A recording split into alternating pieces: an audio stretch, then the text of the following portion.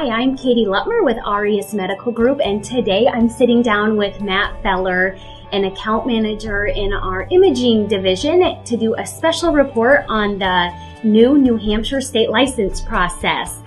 So Matt, to kick us off today, would you give us a quick rundown of the background of the licensure process? Absolutely. There's a recent change to a state law that created a separate board of medical imaging and radiation therapy. It's entirely separate from the medical technician license that had previously been in place. And the state board itself is still kind of working out some of the details that over the next 6 months before the license is required to have will get ironed out throughout the process. And really the license itself was created to benefit both the patients and the healthcare workers to make sure that the state of New Hampshire is getting the best of the best. They want to make sure that people are qualified, that they are really able to take care of the friends and the family of the people of New Hampshire. So essentially the process itself is going to be required for all sonographers, all cath lab techs, imaging personnel, all across the board, and that process is beginning right now.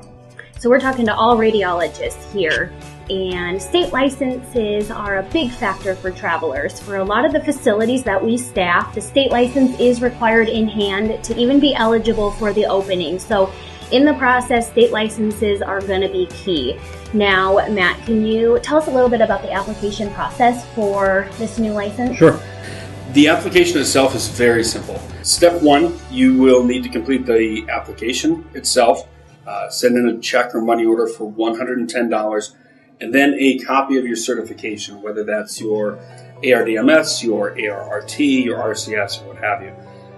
Once you have sent that in, you'll complete the majority of what's needed. The second part is what's going to take a little bit longer, and that is the state license, state background verification, as well as a state license verification for any non-sonographers.